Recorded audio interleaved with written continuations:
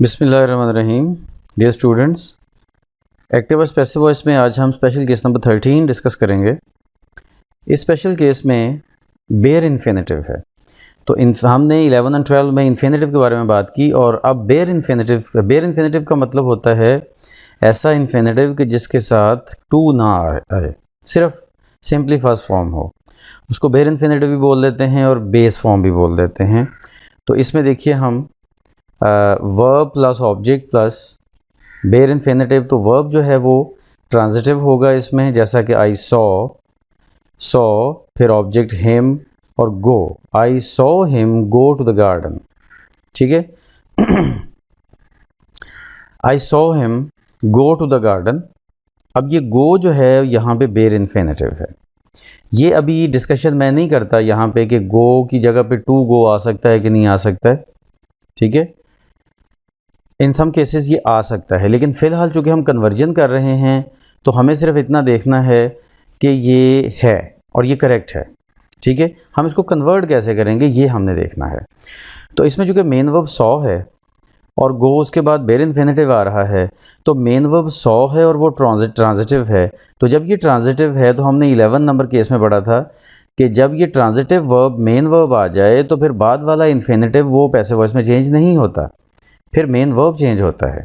ठीक है, तो इसलिए हिम जो ऑब्जेक्ट है वो स्टार्ट में चला जाएगा ही बन के, तो ही वॉज सीन और गो जो है उसके साथ टू गो लग जाएगा। बस ये एक ख़ास चीज़ है यहाँ पे कि पैसिव वॉइस में सिंपली गो नहीं रहेगा, एक्टिव वॉइस में गो आए या टू गो आए इन्फिनेटिव में इस स्ट्रक्चर के अंदर, लेकिन जब ये पैसिव वॉइस में जाएगा तो फिर ये टू गो हो जाएगा। पैसिव वॉइस में लाजमी टू गो होगा। ठीक है, टू द गार्डन वैसे का वैसे, और बाय मी एंड पे हम उसी तरह से लगा दें, और ये ना भी लगा दें तो ब्रैकेट के बारे में आपको बताया हुआ है मैंने। तो इसका मतलब क्या हुआ कि सॉ का वॉज सीन बन गया, लेकिन गो जो है वो बिल्कुल उसी तरह ही आ गया जो बेयर इन्फिनेटिव था, लेकिन बेयर इन्फिनेटिव के साथ टू लग के आया है। तो इसका बनेगा he was seen to go to the garden by me. ऐसे ही नेक्स्ट है जी, मदीहा मेड अस लाफ। इसमें भी लाफ बेयर इन्फिनेटिव है, तो वी अस जो है वो स्टार्ट में चला गया। We were made to laugh by Madiha, to laugh आ गया। We were made by laugh, we were made to laugh by Madiha. ऐसे ही made his wife do the work.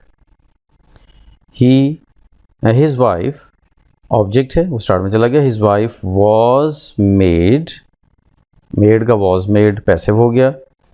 आगे टू डू द वर्क, ठीक हो गया।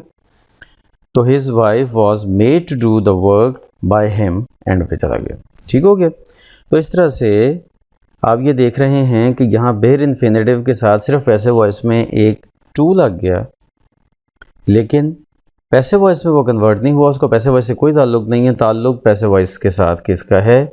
मेन वर्ब का, जो कि ऑलरेडी ट्रांजिटिव है और उसके साथ ऑब्जेक्ट भी मौजूद है उसका। तो इस स्पेशल केस में इतना ही, इससे आगे नेक्स्ट स्पेशल केस में मुलाकात होगी। अल्लाह हाफिज़।